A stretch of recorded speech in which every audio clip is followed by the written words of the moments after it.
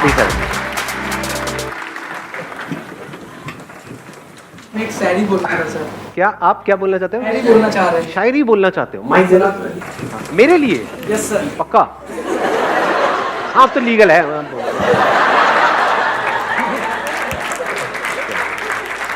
Sir ये मेरे लिए बहुत स्पेशल दिन है कि मैं आपके सामने खड़ा हूँ, लेकिन मैं आपके लिए शायरी डेडिकेट करता हूँ। वो याद नहीं करते हम भुला नहीं सकते, वो हंस नहीं सकते हम रुला नहीं सकते, हमारे संदीप सर इतने महान हैं कि वो हम बता नहीं सकते और आप जता नहीं सकते। क्या बात है!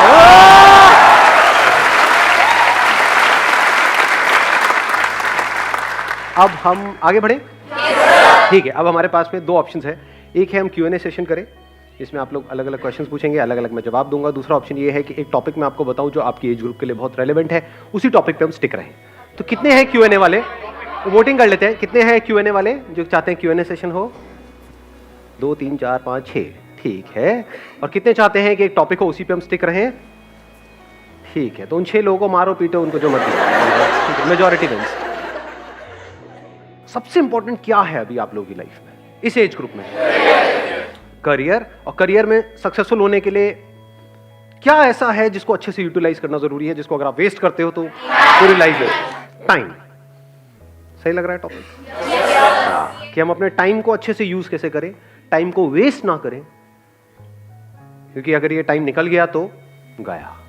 टाइम इंपॉर्टेंट है, ये हम सबको पता है, फिर भी हम अपने टाइम को वेस्ट करते रहते हैं जाने अनजाने। ऐसा क्यों होता है? सबसे मेन रीज़न तो मुझे लगता है कि आजकल टेक्नोलॉजी जिसको ढंग से यूज़ नहीं करते हम, फॉर एग्जांपल इंस्टाग्राम और फिर यूट्यूब मतलब मेरी तरफ इशारा क्यों कर रहे हो? मतलब सिर्फ मैं ही टाइम खराब कर रहा हूँ आपका वहाँ पे? वो तो खराब नहीं होता ना, वहाँ यूटिलाइज हो रहा है।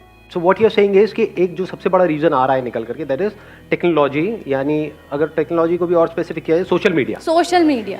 ऐसा नहीं है कि हम मतलब टेक्नोलॉजी इन द सेंस कि मोबाइल पे अगर हम चाहें तो बहुत कुछ अच्छी चीजें भी पढ़ सकते हैं अपने करियर से रिलेटेड या और चीजों से, वो हम नहीं करते हैं। वो नहीं करते हैं, वेले काम करते हैं जिसका हमारे करियर से, हमारे ड्रीम से, गोल से कोई कनेक्शन नहीं है दूर दूर तक। And second is personal distractions, as we all know. सभी को पता है। वो मैं समझा नहीं क्या? Love life. लव लाइफ समझ गया था मैं, वैसे ही देख रहा था कि आप क्या बोलोगे, कैसे एक्सप्रेस करोगे। Let's give a big hand for her.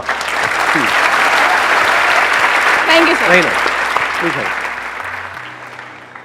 तो अब इसका क्या सोल्यूशन है इस प्रॉब्लम का, जो इन्होंने एक प्रॉब्लम बताई, सोशल मीडिया।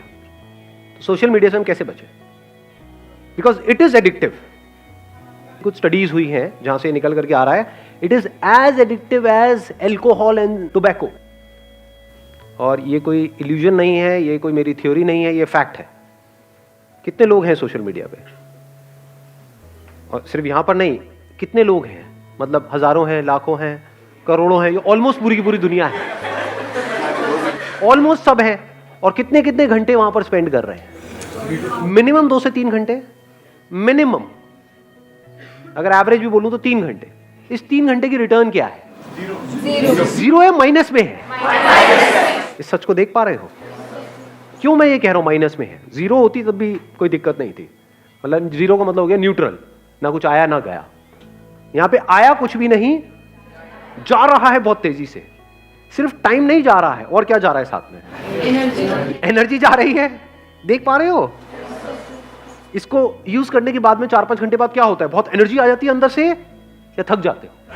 आंखें थक जाती है या आंखों में एकदम एनर्जाइज हो जाती है? थक जाती है, बॉडी थक जाती है, हाथ यहां पे थक जाते हैं, नेक थक जाती है, बैक थक जाती है, दर्द होने लग जाता है, बॉडी स्टिफ हो जाती है। तो माइनस में है इसकी रिटर्न। पढ़ाई से हट रहे हो, जो भी करना चाहते हो वहां से हट रहे हो। ब्रेन आपकी क्या होती है ये सब देख करके, ये सब करके शार्प होती चली जाती है? माइंड शार्प हो जाता है या डल हो जाता है? बैठे रहो, मतलब दिमाग लगाने की जरूरत नहीं, देखते रहो, एक के बाद एक, एक के बाद एक, एक के बाद एक, कहीं का कहीं, कुछ का कुछ। तो इसका जो सोल्यूशन है, अगर ध्यान से आप समझ पाओगे, उसका सबसे पहला स्टेप है इस बात को समझना जो बात मैं कह रहा हूं। और सिर्फ अभी नहीं समझना कि अभी ये वीडियो देख रहे हो तो समझ रहे हो, यहां पे बैठे हो तो समझ रहे हो। खुद अपने आप से ये क्वेश्चन पूछना बार बार कि मैं कर क्या रहा हूं, और इसका मेरा जो भी ड्रीम है, जहां पे भी मैं अपनी लाइफ को देखता हूं 5 साल बाद, उससे क्या कनेक्शन है? अगर मेरे सारे सेशंस का आप एसेंस निकालोगे, वो है क्वेश्चनिंग, नॉट मोटिवेशन। बहुत सारे लोग मेरी वीडियोस को मोटिवेशन के लिए देखते हैं, बेवकूफ है वो लोग। फिर मेरी वीडियोस में या आप इंस्टाग्राम पे टाइम पास कर रहे हो, कोई फर्क नहीं है। मेरी वीडियोस भी मजे के लिए देख रहे हो या थोड़े चार्ज अप होने के लिए देख रहे हो, वहां भी मजे के लिए देख रहे हो, फर्क क्या रहा? मजा भी टेम्पररी, मोटिवेशन भी टेम्पररी। तो कब फायदा है मेरी वीडियोस देखने का? जब आप देखो and you go in a contemplative state. मतलब वीडियो देखने के बाद में वीडियो बंद किया और 10 मिनट के लिए या 20 मिनट के लिए या 1 घंटे के लिए बैठ करके अपने आप से क्वेश्चन पूछ रहे हो, कह रहे जो बंदा कह रहा है बात तो सही है, जो कह रहा है उसको मैं प्रैक्टिकली अपनी लाइफ में अप्लाई क्यों नहीं कर पा रहा हूं, क्यों नहीं कर पा रही हूं? सब जानते हुए भी मैं क्यों फंस रहा हूं? अगर इस तरह के आप क्वेश्चंस पूछने लग जाओगे तो जवाब मिलेंगे ना। अगर मैंने अपने आप से क्वेश्चन पूछे जिसके बेस पे मैंने आपको जवाब दिया और उसको आपने रट लिया, तो आप में और एक तोते में कोई फर्क नहीं है। पता आपको सब कुछ होगा, कर कुछ भी नहीं पा रहे हो। ये प्रॉब्लम आती है आप लोगों के साथ प्रैक्टिकली? नहीं आती है। बहुत लोग मेरे से क्वेश्चन पूछते हैं कि सर आपकी बातें सारी समझ तो आ जाती हैं लेकिन प्रैक्टिकली लाइफ में हम अप्लाई नहीं कर पाते। ऐसा क्यों है? क्योंकि वो मेरी बातें हैं, आपकी बातें नहीं है ना। आपकी बातें कैसे बनेंगी? उसका पहला स्टेप क्या है? क्वेश्चन पूछना। किससे क्वेश्चन पूछना? अपने आप से। दिन में कितने घंटे या कितने मिनट आप अपने आप से बैठ करके क्वेश्चनिंग करते हो? सच बोलो। जीरो। ये प्रॉब्लम की सारी जड़ है। क्वेश्चनिंग ही तो फर्क है आप में और एक जानवर में, एक गली के कुत्ते में और आप में फर्क क्या है? कभी सोचा है अपने आप से बैठ? थोड़ा कड़वा तो नहीं लग रहा? मैं कई बार बोलता तो हूं इतना स्ट्रांगली, मेरे को खुद को अजीब लग रहा होता है, लेकिन कई बार ये चीजें जरूरी होती है। सो अगर हम मिल करके क्वेश्चनिंग करें और सिर्फ यहां पर ना करें, इसके बाद भी करें, इसके बाद भी आप ये क्वेश्चनिंग करो, तब आपकी लाइफ का कंट्रोल आपके हाथ में आने लग जाएगा। ये बातें जो अभी हम कर रहे हैं ये थोड़ी देर तक याद रहेगी, उसके बाद में सब भूल भाल जाओगे। ये प्रैक्टिकल बात है। जैसे ही वापस से अपनी उस हैबिट में जाओगे, जो हैबिट आपको पड़ी हुई है पिछले कुछ सालों से, तो सारी बातें भूल जाओगे, उसकी तरफ खींचे चले जाओगे और फिर वो आपको ओवर पावर कर लेगा, आपकी ब्रेन को, और आपकी ब्रेन आपकी बॉडी को कंट्रोल करेगी। आप चाह करके भी अपने आप को रोक नहीं पाओगे। ये होने वाला है। ये सेशन खत्म होते ही यही होगा। देख लेना अभी वापसी में आप लोग, बहुत सारे लोग तो साथ में जा रहे होंगे, मेट्रो में बैठे होंगे, लगे होंगे सब कुछ वही हो रहा होगा जो हो रहा था। जो आप कर रहे थे यहां पर आते वक्त, वही जाते वक्त हो रहा होगा। Real problem procrastination. क्या रियल प्रॉब्लम प्रोक्रेस्टिनेशन है, या रियल प्रॉब्लम ये है कि एक सेंस ऑफ अर्जेंसी हमारे अंदर नहीं है? Do you have that sense of urgency कि यार मेरा टाइम निकल रहा है, मुझे कुछ करना है? अंदर से ये आग लगी हुई है। सच बोलो अपने आप से। Do you have that fire? अगर होगी तो फिर तो ये सोशल मीडिया पे हावी हो ही नहीं सकता ना। ये आपको ओवर पावर नहीं, कुछ भी आपको ओवर पावर नहीं कर सकता। डिस्ट्रैक्शन जीरो हो जाते हैं। मैं क्या करता हूं प्रैक्टिकली, मेरा फोन है किसी के पास में? मेरा किसके पास में दिखाना है? सबसे महंगा फोन है वर्ल्ड का, उससे ऊपर कोई है ही नहीं। ये मेरा प्यारा सा फोन है। अरे उल्टा था। Largest screen, best touch, 1000 pixel camera. कुछ है ही नहीं, क्या करोगे? ये मेरा फोन है, बट मेरे पास में एक और फोन भी है। वो अपने पास में नहीं रखता हूं वाला फोन, मेरे पास में ये वाला फोन रहता है। बट कभी कुछ इंपॉर्टेंट काम करना है, कोई एकदम से ईमेल आ गई है, कुछ आ गई, तो उस फोन को मैं ऑन करता हूं, फटाफट से वो काम करता हूं, ऑफ करता हूं, रख देता हूं। अब ये किसने किया है? मैंने किया है, अपने लिए किया है, जबकि मेरे को इसकी जरूरत नहीं है। अगर एक्चुअल में आप समझोगे तो आप किस लिए करना चाह रहे हो? अपने करियर के लिए। जबकि एक्चुअल में देखा जाए तो कौन है यहाँ पर जो कहेगा कि मेरा करियर बड़ा कमाल का सेट हो गया है जी, मैंने कर लिया जो कुछ करना था मुझे लाइफ में फाइनेंशियली? है कोई? एनीबडी? मैं तो हूं। करियर में जहां तक भी आप जो भी सोच सकते हो उससे बहुत बड़ा कुछ मैं ऑलरेडी कर चुका हूं। अगर आज मैं पूरा दिन भी बैठ करके मोबाइल पे टाइम पास करता रहूं, मुझे फाइनेंशियली कोई फर्क नहीं पड़ने वाला है, फिर भी कर रहा हूं। और आपको करना चाहिए, फिर भी आप नहीं कर रहे हो ना। घोचू ये होते हैं प्योर घोचू, तो कोई इंप्योरिटी है ही नहीं। समझे? करना किसको चाहिए, कर कौन रहा है? मतलब मुझे एक्चुअल में इसकी जरूरत नहीं है, फिर भी मैं कर रहा हूं। क्यों? सोचो, थोड़ा सा दिमाग लगाओ। Importance of time. Importance of time. Time किसके लिए इंपॉर्टेंट है? आपको पता है कि हाँ, एक मिनट, इन्होंने बड़ी अच्छी बात बोली। इंपॉर्टेंस ऑफ टाइम मेरे को क्लियर है, और जो अपना टाइम खराब कर रहे हैं उनको क्लियर नहीं है।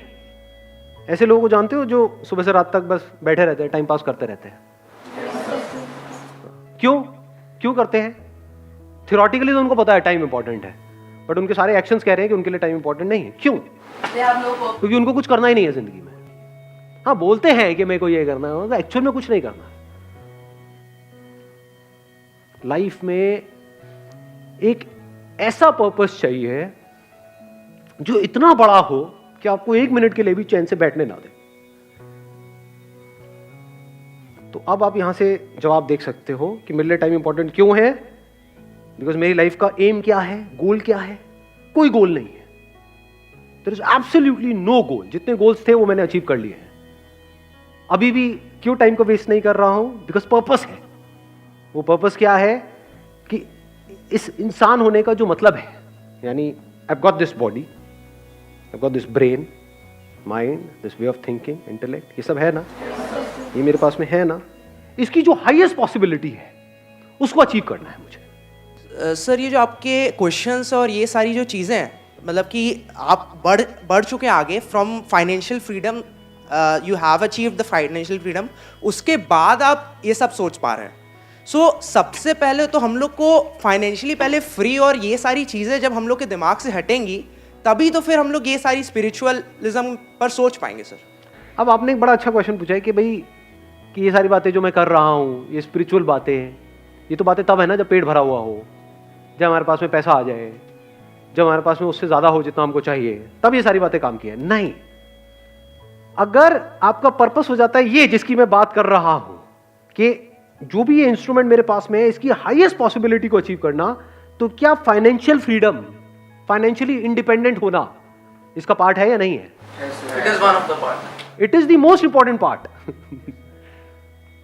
सो इस पर्पस में ये भी आ गया। ये कह लो, ये पर्पस एक ऐसा है जो सीढ़ियां आप आगे ऊपर चढ़ते चले जा रहे हो जिसका एंड है ही नहीं, उसकी पहली सीढ़ी यही है। If you are not financially free, if you are working for money, तब तो पूरे दिन सुबह से रात तक you are just working for money. तो पूरी जिंदगी क्या किया? पैसे के लिए काम किया, पैसे के लिए जिए, पैसे के लिए मरे। तो अपने पे तो काम कभी किया ही नहीं। तो इसको अलग मत करो। यही हमारी सबकी प्रॉब्लम है। अभी हुआ क्या है, जिस तरह का हमारा एजुकेशन सिस्टम है, हमने इन दो चीजों को अलग अलग कर दिया है। यानी स्पिरिचुअलिटी को, spirituality is nothing but understanding of life, understanding of how your brain works, how your body works. It is not the last step. यही प्रॉब्लम हुई है। अभी आप लोग क्या सोचते हो कि अभी हमारी एज है 18-19 साल, अभी क्या जरूरत है? ये पैर कब्र में लटके पड़े होंगे, 70 साल के हुए पड़े हैं, सुनाई दे नहीं रहा है, तब आगे कुछ चल रहा। हाँ, क्या बोल रहे हो? अरे क्या खत्म हो गया क्या? देखा ऐसे लोगों बैठे हुए, समझ आ रहा है उनको कुछ ना जी? तो understanding of life, understanding of yourself, understanding of your body, your mind, your intellect, understanding of how things work, हर चीज को बारीकी से समझ लेना कि अगर मैं ये काम कर रहा हूं तो इसकी वजह से क्या होने वाला है अगले 5 साल बाद। जो मैं बनने की सोच रहा हूं, वो जो लोग बन चुके हैं, क्या उनकी लाइफ बहुत कमाल की है? उनकी जिंदगी अगर झंड है तो मैं ये काम क्यों कर रहा हूं? मैं अपने 5 साल क्यों खराब करने वाला हूं? वहां पे दिमाग लगाना इंपॉर्टेंट है कि मैं एक्चुअल में फाइनेंशियली फ्री कैसे हूं। फाइनेंशियल फ्रीडम का मतलब क्या है कि आने वाले 10 साल बाद मैं फाइनेंशियली फ्री हो जाऊंगा या हो जाऊंगी। उसके बाद जिंदगी में कभी भी मैं पैसे के लिए काम नहीं करूंगा। ये हमारा गोल होता है, या होता है कि बस किसी तरीके से मेरे पास में इतना पैसा आ जाए कि वहां से ये हो जाए। उसके आगे हम सोचते ही नहीं है, बहुत छोटा सोचते बहुत छोटा सोचते हैं। मतलब उसमें एनर्जी कहां है, उसमें जान कहां है, उसमें पावर कहां है? तो जब गोल बनाना ही है इस एज में, तो ढंग का बनाओ ना। ढंग का गोल का मतलब क्या है ढंग का गोल? मैं कुछ ऐसा कर रहा हूं 10 साल बाद जो कोई करने की सपने में भी नहीं सोच सकता है। एनर्जी आई गोल से या नहीं आई? मजा आ रहा है गोल सुनने में? नहीं आ रहा है। तो जब ऐसे हम गोल सेट करते हैं तो एक तो नंबर 1 एनर्जी आ जाती है, और नंबर 2 अब आप टाइम वेस्ट कर ही नहीं सकते क्योंकि आपका गोल औरों के गोल से बहुत बड़ा है। गोल छोटा मोटा हो तो you can afford to waste time, you can afford to kill your time. अगर गोल बड़ा हो तो नॉट पॉसिबल जी, टाइम ही नहीं है। अब तो दिन में 1-1 मिनट इंपॉर्टेंट है। सर जो जॉब कर रहा है वो फाइनेंशियली फ्री कैसे होगा? क्यों नहीं हो सकता? अब ये भी एक बहुत बड़ा मिथ है कि जो जॉब कर रहा है वो फाइनेंशियली फ्री कैसे होगा। सुंदर पिचाई का नाम सुना है आपने? कितना कमाते हैं वो? 350 करोड़। 350 करोड़ पर मंथ या पर ईयर? जो भी है, कम नहीं है। 350 करोड़ कम होता है क्या? बहुत ज्यादा होता है। तो जॉब और बिजनेस बीच में कहां से आ गया? फाइनेंशियल फ्रीडम का मतलब अच्छे से समझ लो, मतलब आपको पैसे के बारे में ना सोचना पड़े। आप ये चीज़ें उनको बताओगे कि मेरा गोल ये है कि मैं बस पैसे वैसे नहीं कमाना चाहता, एक टाइम पे फ्री होना चाहता हूँ। मतलब हम उनको बोले कि हमारे लिए पैसा इतना मैटर नहीं करता। क्यों नहीं करता? पैसा तो मैटर करता है। अरे यार ऐसे मत करो ना आप लोग, मतलब कैसे समझाऊं मैं आप लोगों को, मुझे समझ नहीं आता है। अरे पैसा बहुत मैटर करता है। फाइनेंशियल फ्रीडम का मतलब क्या है? कि आपके पास में बहुत पैसा है, तभी तो आप पैसे से फ्री हुए। आप एक काम कर रहे हो जहां पे आप महीने का 20,000 रुपए कमा रहे हो और आपके घर का रेंट है 25,000 रुपए, तो फाइनेंशियल फ्रीडम टट्टू।